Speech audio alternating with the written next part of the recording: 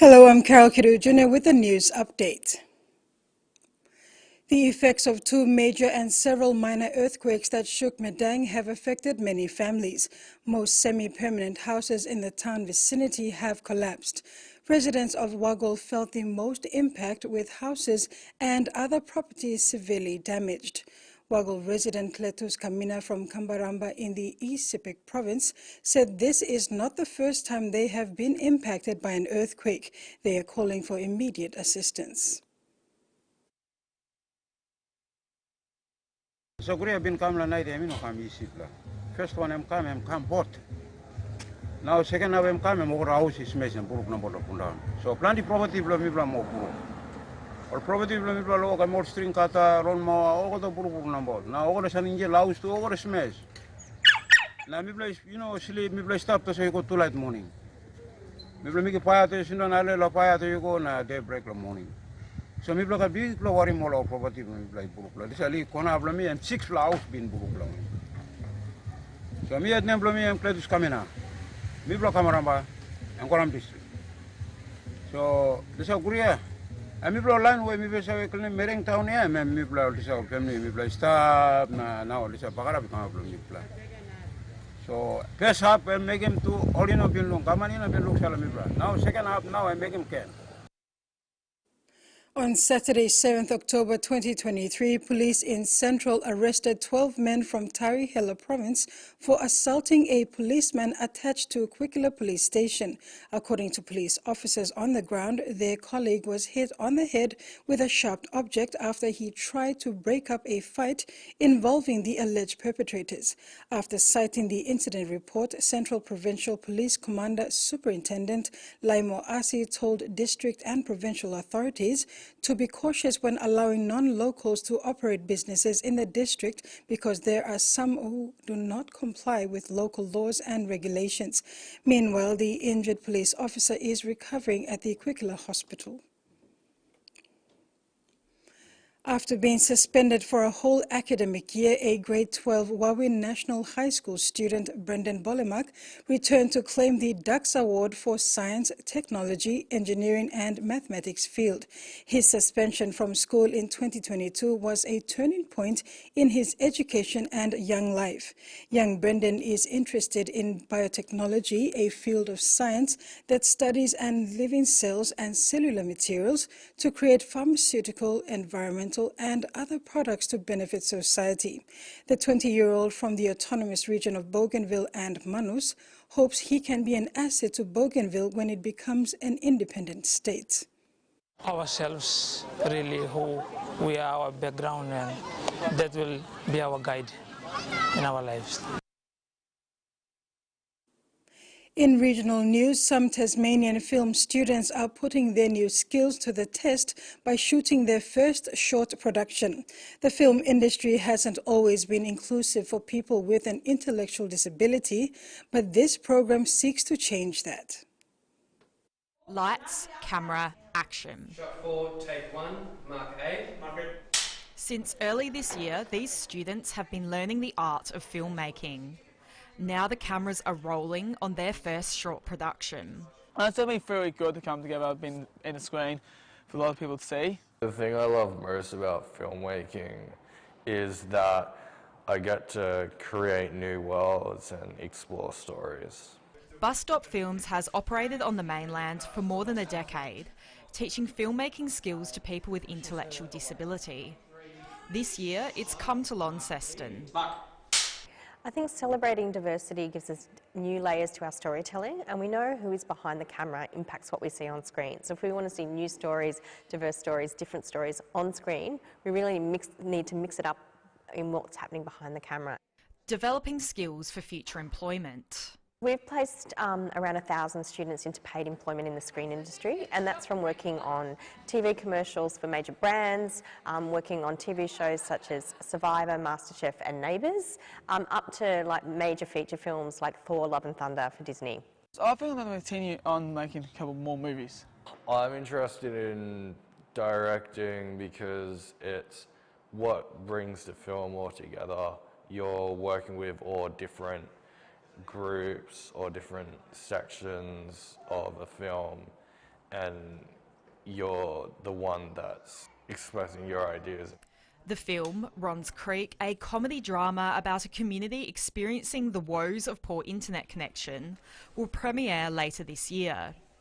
And the Tasmanian Tale could hit screens around the globe, with past productions airing internationally. It's amazing. I can't. As the Voice to Parliament campaign enters its final days, the Yes Camp is hoping thousands of volunteers who have been hitting the streets across Australia will be enough to see the referendum over the line. Polls suggest the No campaign is in a strong position, but it's not taking chances with a strong presence at early voting centres. Would you like some information? In Melbourne's southeast, Varesh Ratnayaka has been leading a group of Yes campaign volunteers for months. Want some information about the referendum? He says many people are still keeping their voting intentions close to their chest. The number of no voters who tell you that are always low, but that's potentially probably a lot of people being private. Polls suggest the Yes campaign has been losing support over the past few months. But Mr Ratnayaka says that's not what people are telling him. The yeses have certainly increased. So on the streets, for us, there's more perception of yes. Is that voting yes? Who knows? And Yes campaigners say they won't be stopping until the final vote is cast on Saturday. In the coastal city of Geelong, 85-year-old Murray Holmes and his wife Ruth have been trying to persuade people their age to support the Voice.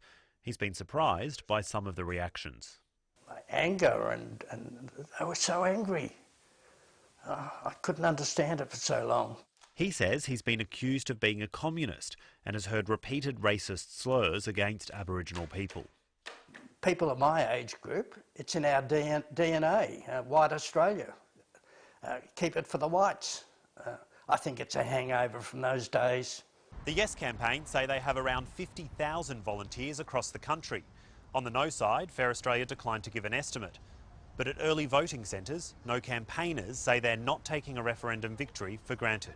It's hard to tell because a lot of people don't actually tell you what they're going to vote for, but we're getting a lot of thumbs up. People are driving past, tooting the horns at us No campaigners. Majority of people will say no, and there's limited people say yes. While the national debate has flared, campaigners on the ground say they're working to keep things civil. Because I think we're all Australians, and that's our thing that we keep, even though they're yes, we're all Australians, so we're happy to help them out. And I think one of the biggest things we have to protect in this country is that right to speak and the right to express opinion. So I will come out here for things I think are important, just on that basis. Working to win every last vote before a nation delivers its verdict. In sports, Portugal secured its first Rugby League World Cup victory, edging out the Flying Fijians 24 points to 23 this morning. But it was not enough to save the Australian Wallabies, who have crashed out of the tournament. The Wallabies needed a miracle to progress to the knockout rounds, requiring Portugal to beat Fiji and deny their Pacific rivals a losing bonus point. Portugal's narrow victory still handed Fiji the losing bonus point they needed to scrape into the quarterfinals for the third time in their history. Fiji progressed in second place behind Wales in Pool C, thanks to their losing bonus point. Fiji secures a quarterfinal against England on October 15. Captain Waisea Nayakalevu praised Portugal before admitting the squad would have to work on their mistakes before facing England next week. Here's the rest of the match highlights. This game has come alive. Advantage 7 off. Oh, they've got advantage too, has Fiji. Advantage. Just short of the line again. Still advantage try. Portugal, Mike Thatcher towards the line, over the line as he just held up. Fiji desperate defence. But Portugal sensing another chance. Fernandes has it, and he's over. Oh, spread again. They're going to keep this in really tiny. Canaveri just short of the line. And there again this time diving. They're jumping and they're over. Great take. Tuisui. There's Hambossi, who's been really good for Fiji, the left winger. Playing Fiji. Under advantage here. Nice flat hug. Lomani does have three and Fiji nudge in front. Just a little more fluidity this time for Fiji. Oh, and difficult to come out of there. Slap him out of the way and they get the penalty. It stays straight and true and over it goes. Tackle, release. Eventually, on his knees. David Valish goes to ground and now's the space for Scotty, darting down the right. Tries to step away the offload, brilliant for Rodrigo Mata. And they might still have a chance to win this. Samuel Marques just strikes it superbly. He's put Portugal in front with a minute to play. But the clock ticks. They're trying to absorb it.